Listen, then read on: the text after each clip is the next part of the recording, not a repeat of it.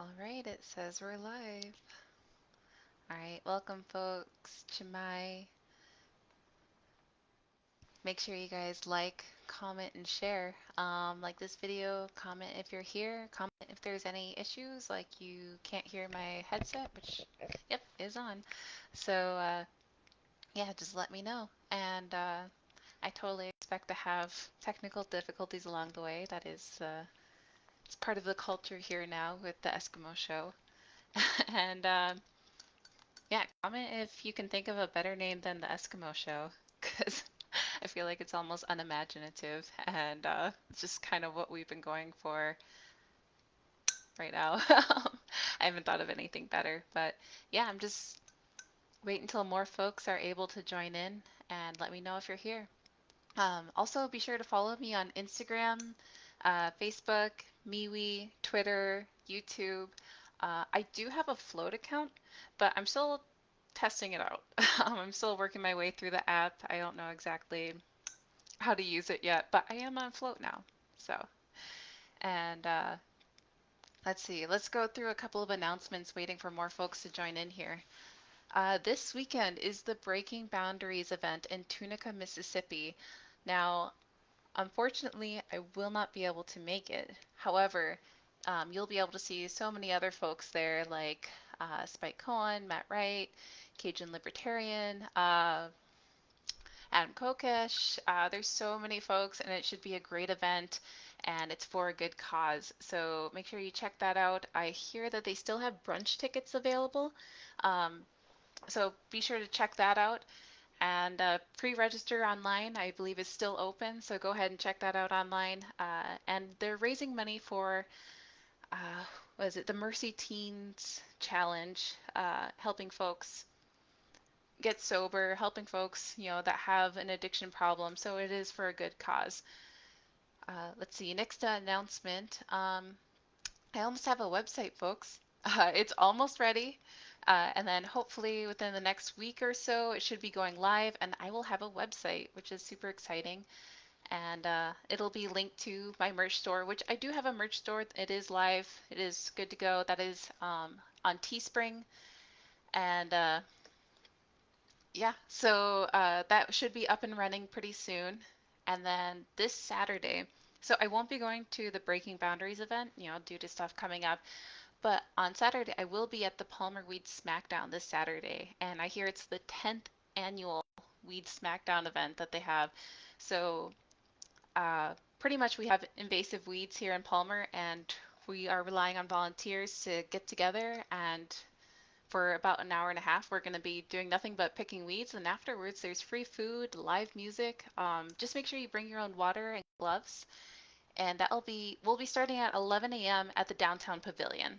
So, all right, looks like folks are filtering in. We're getting some comments going, which is exciting. So, love to see that. Yeah, be sure to like, comment, and share. Comment and let me know that you're here. Comment and say if you're going to the Breaking Boundaries event. That's super exciting. Go ahead and let me know in the comments section. And people are already doing Cajun versus Eskimo. And quite honestly, when it comes to seafood, whatever floats your boat, you know. Whatever makes you happy. My preference will always be Alaska seafood and not Cajun. But yeah, folks are coming in. Alrighty. So those are the announcements I have today. Before I get into today's topic, I would like to provide a trigger warning. This is probably going to be the most graphic and most important subject I will ever cover, and this subject means so much to me. This episode does include graphic details about abuse and death of children, and so it may be too much for some folks to handle.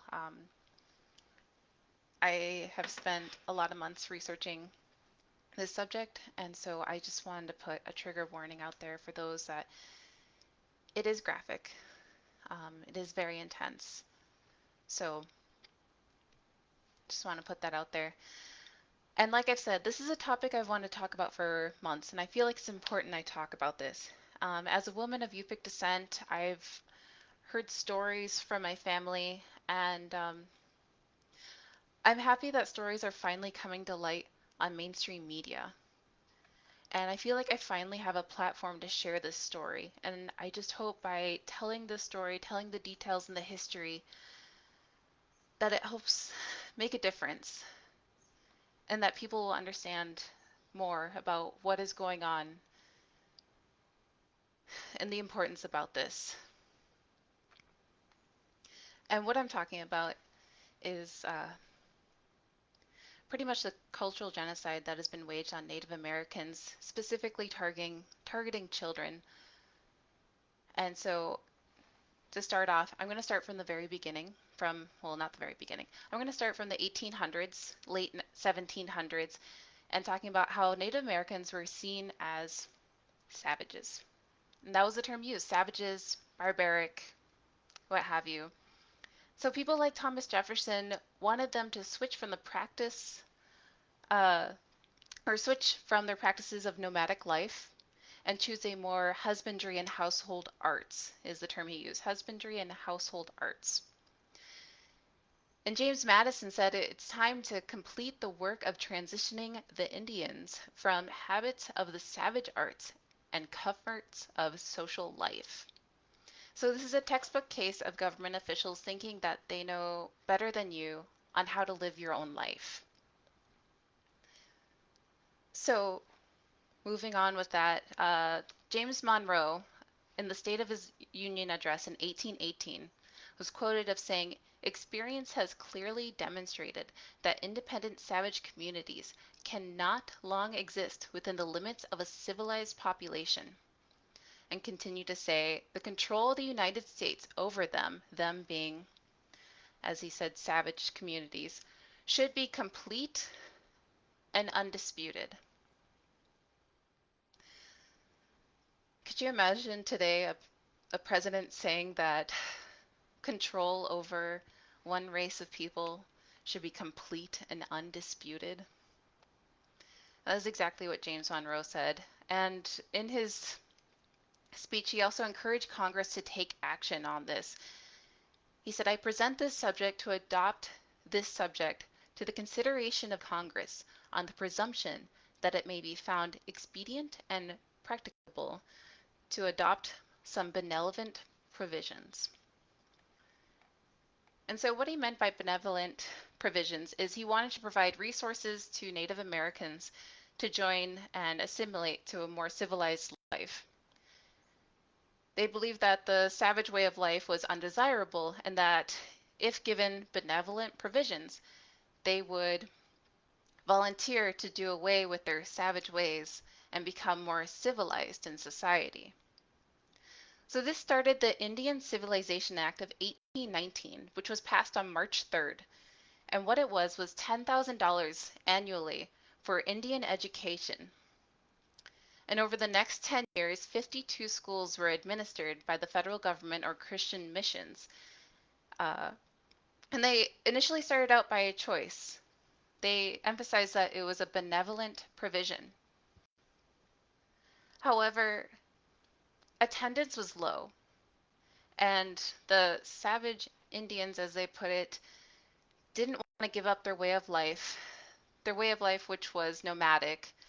And so before Monroe left office in 1825, that's when they started to force children to attend these schools. He also addressed before he left office that he recommended all Indians be removed and relocated west of the Mississippi. So this is the start of forcing children to attend school, to assimilate and become more civilized, as they put it.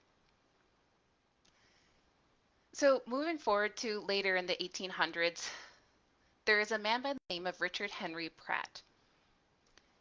And after leaving the army, he rounded up a few Native American men, dressed them in military clothes, taught them English, uh, and showed that he can take Native Americans and assimilate them to a civilized life. And so this is what started the Carlisle Indian Industrial School. And this is known as the first Native American boarding school. And Richard Henry Pratt was quoted of saying, "Kill the Indian, save the man." And that was the mantra, the motto of the school was, quote, "Kill the Indian, save the man." So children were taken from all over and forced to attend. And these children were from hundreds, if not thousands of miles away from home. It was cultural genocide through assimilation and indoctrination. These children were forced to come here and they were stripped of their traditional clothes. Boys had to have their hair cut short. Additionally, they were given new Christian names. They were stripped of their Native American identities. And they couldn't even speak their native language or perform cultural practices. Essentially, their whole identity was stripped from them, and they were whitewashed in what the government and the church saw as civilized. So most of the photos that you see, if you look up these events, are actually from this Carlisle Indian Industrial School. This school was pretty much a propaganda school, showing its effectiveness of the program. For example, they had a lot of before and after photos. So before it would show a child in native regalia, and afterwards it would show them, in a military-esque uniform. Their hair was cut short and showing the effectiveness of the program. And it worked. The program worked and over 350 schools were created. They adopted the militaristic and rigid structure of Carlisle's school model. And it's not sure exactly the number of schools that were created, like all of them, because it wasn't always documented. So in the 1900s, 20,000 Native children were in these schools. And by 1925, that more than tripled. More than 60,000 children were forced to attend these schools. Again, this is a rough estimation because not all children were documented. So the parents that didn't just comply were incarcerated, and many were sent to Alcatraz prison. So the parents had no say in it. The children were literally, by force, taken from their homes and were forced to go to these schools. And parents that didn't just comply, as someone might say today, were incarcerated. And by 1926, more than 80% of indigenous school-age children were attending boarding schools. The living conditions of these schools were awful. Schools had recurring outbreaks of influenza, mumps, measles, chickenpox, and tuberculosis. And this was contributed to by many factors. So there was overcrowding. There wasn't a lot of room at these schools, and children were stuffed into as small of a space as possible. Children were sharing beds. There just wasn't enough space for all the children that they wanted to have at these schools. Additionally, there was irregular medical care. It was unreliable, sporadic, just not regular checkups on these children. And then the children that were sick weren't quarantined from the other children. They didn't have the antibiotics or medicine that we have today, and so the children were left to mingle with the other children when they were sick. These children also experienced many forms of abuse. That includes mental, verbal, physical, spiritual, and sexual abuse. For example, if children tried to speak their own language, their native tongue, teachers would pierce the child's tongue with needles. That was actually a very common practice, and if it wasn't needles, they were beaten, starved, or otherwise abused. They were told it was the language of the devil and created this image of self-hate. Imagine telling a child that because of the language they're using, that they're going to go to hell. and that their language is that of the devil. This aided in the mental and spiritual abuse that was thrust upon them. They were taught that they were savage in their ways, and their culture was what was going to make them go to hell. It bred this attitude of hatred towards themselves and their families.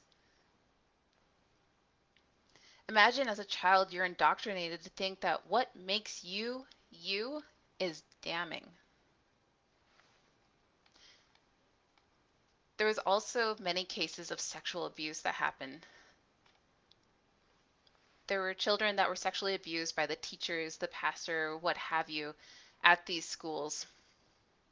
And to hide the evidence, the girls that ended up pregnant from this sexual abuse were forced to have abortions. And then, subsequently, they threw the aborted fetuses in the incinerators to hide this evidence.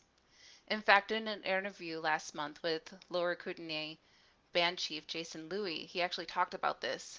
Many of his relatives attended St. Eugene's mission schools.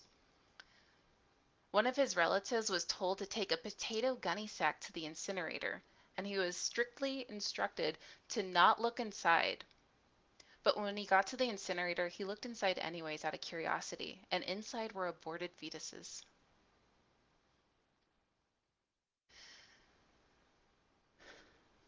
Many children died from the abuse as well as neglect, starvation, and disease. And on top of that, many schools had complete separation from the parents. Children could not write back home. And the children that could write home were forced to write in English, and the families at home were unable to read it. And parents weren't even notified when the child was sick or had died. Luckily, some children were able to escape these situations. They held on to their language and cultural practices. This has significantly helped in keeping alive the knowledge we have today of these indigenous groups. However, returning home wasn't easy. Around this time, many U.S. policies were passed to significantly reduce tribal lands, and so some children had no home to return to. In fact, in a 50-year span, there were enough policies passed that the amount of native indigenous land that there was shrunk by 2/3. And then the many children that returned home, or at least were able to find a home to return to, they could no longer communicate with their families. They had forgotten their native language, and their families only knew the native language. They didn't know English. And so, for some, the indoctrination to hate their own language, culture, and families forced some children to actually believe in this hatred of themselves and their culture, and they never attempted to go home.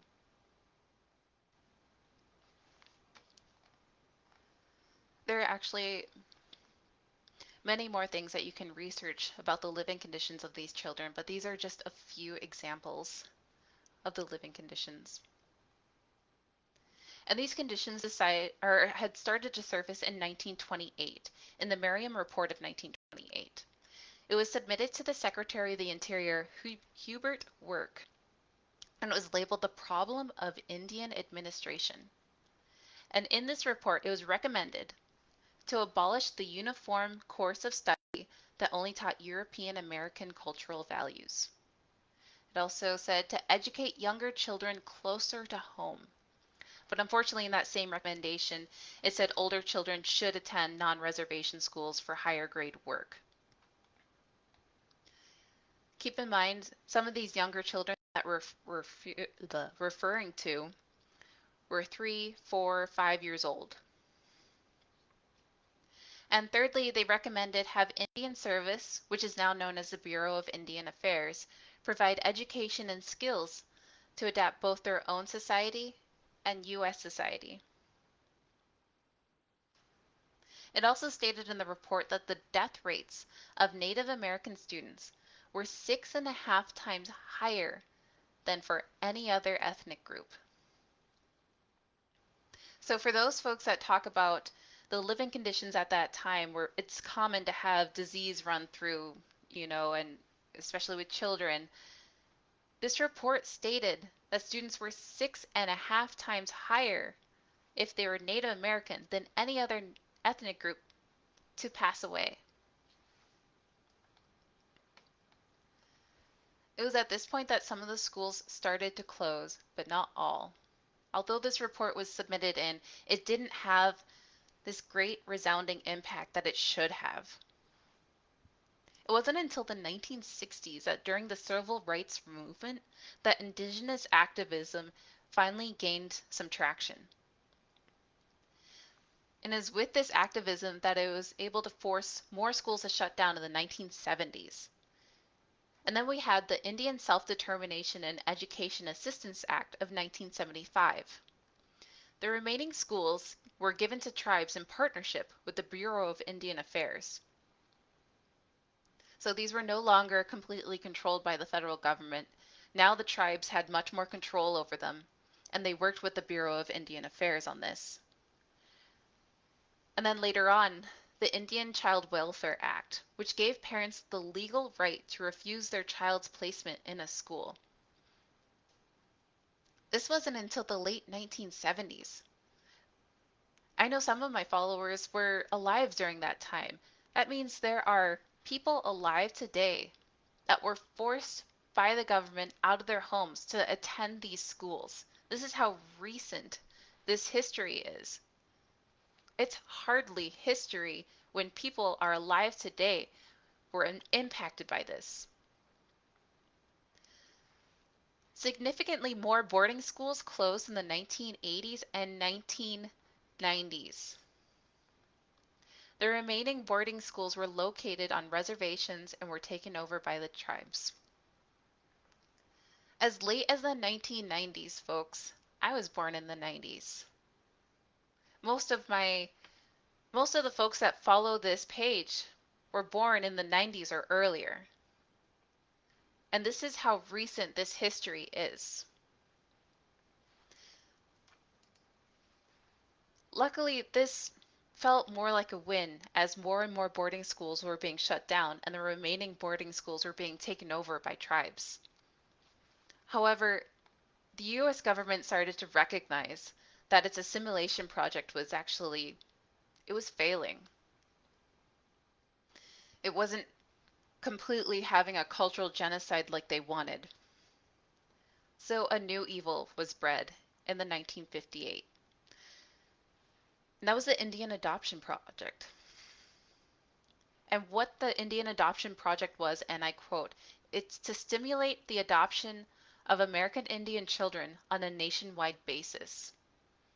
And later on it says these children will be placed primarily with non-Indian families. It went on advertising, but the Indian child has remained the forgotten child, left unloved and uncared for on the reservation. And so this is what they said in the Indian Adoption Project, which started in 1958. Additionally, this project was seen as a cheaper solution anyways for assimilation. Adoption is cheaper than running a boarding school. So the government had to sell this idea, and what they did is they sold this to white suburban families. For example, there was a feature stories in magazines like Good Housekeeping. It would show a picture of a Native American child and say children are unwanted and need a chance at a new life. And these were orphans that nobody wanted. These tugged at the heartstrings of these moms in white suburban America, and it was successful. Hundreds of families were asking for Native children to adopt. However, there wasn't this abundance of orphans that the government was advertising about. Instead, these orphans were children that were taken from their loving homes. They weren't unwanted, they weren't forgotten, they weren't unloved, or any of that other bullshit adjectives that the government advertised them as. The government had made it legal to steal children as a form of assimilation and sell them to white families.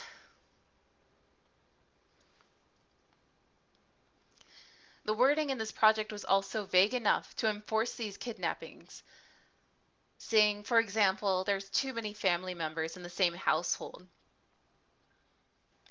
It's important to note that there are many cultures, with Native Americans being one, where we don't necessarily have nuclear families in our houses. There are multiple generations, extended family members, and so it wasn't just mom, dad, and children. You also had grandparents and uncles and cousins, all on the same roof. In fact, in an interview with Terry Yellowhammer of Standing Rock Sioux Tribe, she stated while working with folks impacted by these incidences that social workers would make their way into town, and Native Americans felt the need to hide their children. There are people still alive today that remember this as a child, that their parents had to hide them when social workers came into town.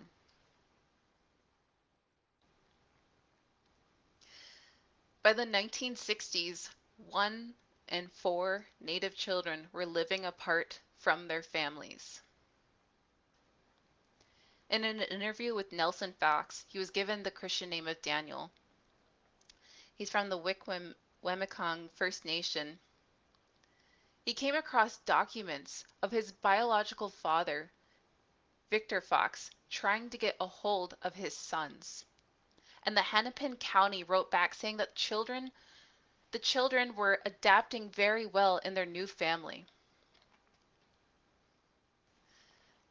This was not the case. In fact, Nelson Fox was actually being abused in his new household and resorted to self-harm and suicidal attempts. There are many more stories of adopted children being abused verbally, physically, sexually, and spiritually in their new homes. Because these children were seen as less than human, they were seen as savage, barbaric. They weren't seen as civilized. They weren't human to these families. And so it was easy to abuse them. However, the people who set the adoption project in motion reported otherwise. They said, and I quote, "Generally speaking, we believe the Indian people have accepted the adoption of these children by Caucasian families and have been pleased to learn the protections afforded the children through good agency adoptions." When we jump to 1974, there were hearings that were being taken place in Congress about the state of the Native American children. Testimonies from children affected were heard and went into detail about the abuse and mistreatment, and videos of these testimonies can be seen online on YouTube. It's it's very startling to watch. These videos are so recent. 1974, we had color then. I mean, there's colored videos of children testifying about the abuse that they are enduring, or even adults that said they had children taken away from them. One of them I watched, and this woman was talking about while she was pregnant, a social worker was asking if someone had adopted her child already. She was 4 months pregnant. From these testimonies, which would happen for almost 4 years, eventually passed the Indian Child Welfare Act, or ICWA. If you ever hear ICWA on the news, that this is what they're referring to. And it was, quote, "designed to prevent breakup of Indian families." If removal was deemed necessary, the child had to be placed with, in order of preference, a member of the child's extended family, or a member of the child's tribe, or other Native American families. You may hear about ICWA in the news when a child who is in foster care is regained by its family, and people are outraged and think that the family isn't good enough for the child, and so they take to the news saying that, these Native Americans used ICWA on us to steal our child, when really that's not your child. you're fostering that child. Still, today, Native children are 4 times more likely than white children to be placed in foster care. This prejudice is very real and alive today, and many today are still fighting these demons. Many have struggled to cope with the trauma. They've resorted to drugs, alcohol, self-harm, and even suicide. For some, it is manifested into mental disorders.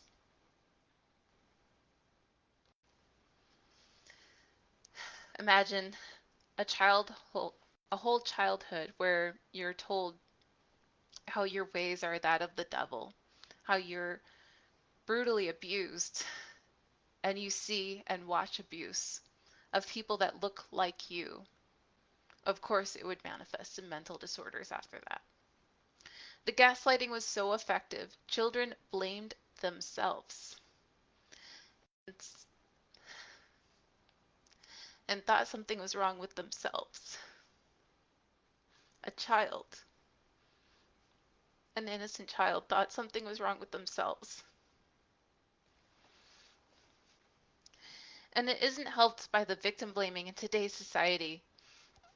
We see it in the jokes about drunk natives and the prejudice on mainstream media against natives.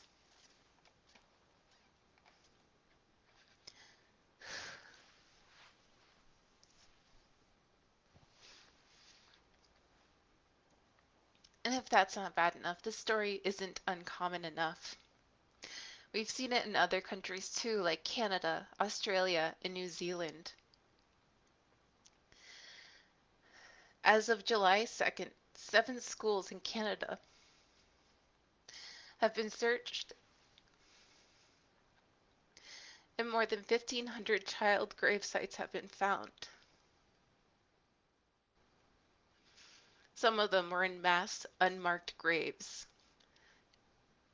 Some of these children were as young as 3 years old. And they were in shallow graves, sometimes only 3 feet deep.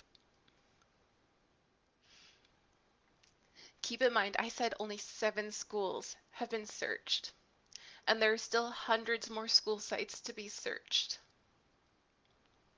7 schools and more than 1,500 child grave sites have been found.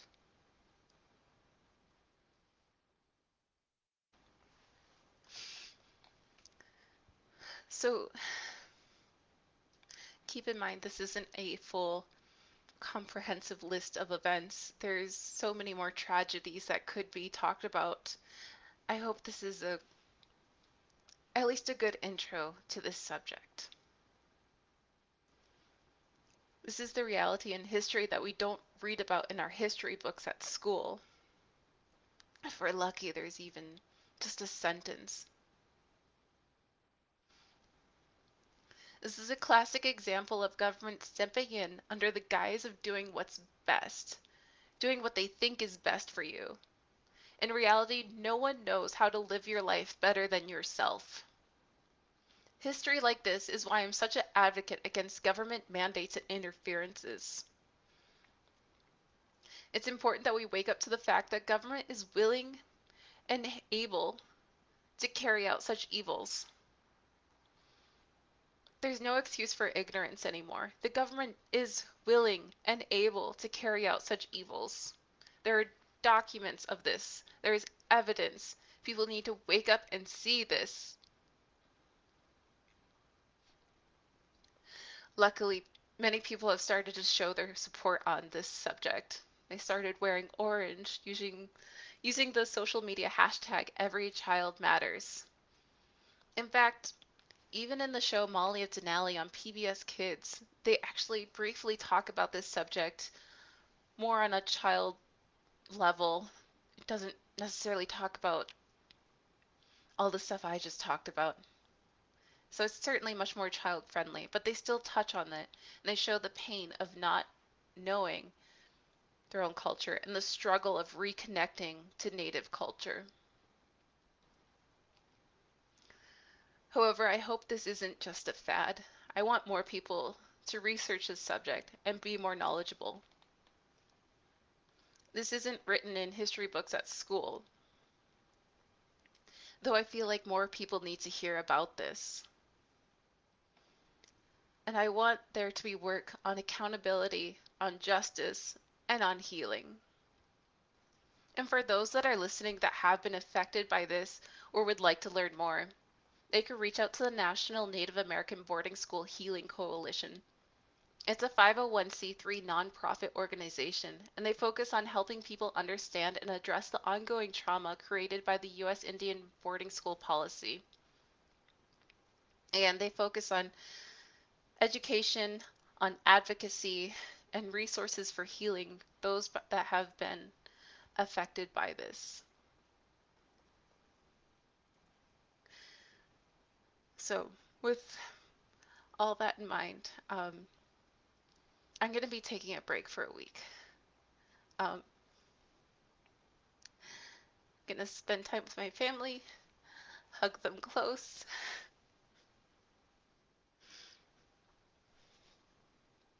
Uh, I will be at the Palmer Weed Smackdown event on Saturday. I mean, that's supposed to be a good, wholesome event. But this is a project I've been working on for months. I've been working on this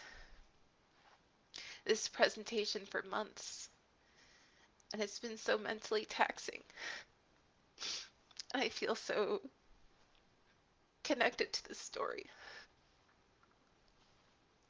So, with that, I hope it was an adequate enough intro to this subject. And I will talk with you folks later. There won't be a Cajun and Eskimo show on Sunday.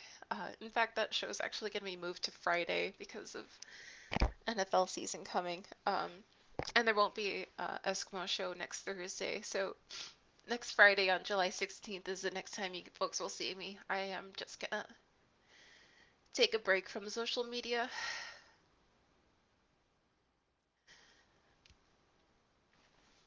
And so thank you folks for tuning in. If you feel the need, please like, comment, and share this video. I want more folks to know about this story. These are all true events, well documented. I think more people need to hear this. And I'm seeing comments saying that we love you, and I love you guys too for watching and listening about this. So with that, I'm gonna go ahead and log off and take a break and go see my family. And thank you, and I love you guys too. Piucha.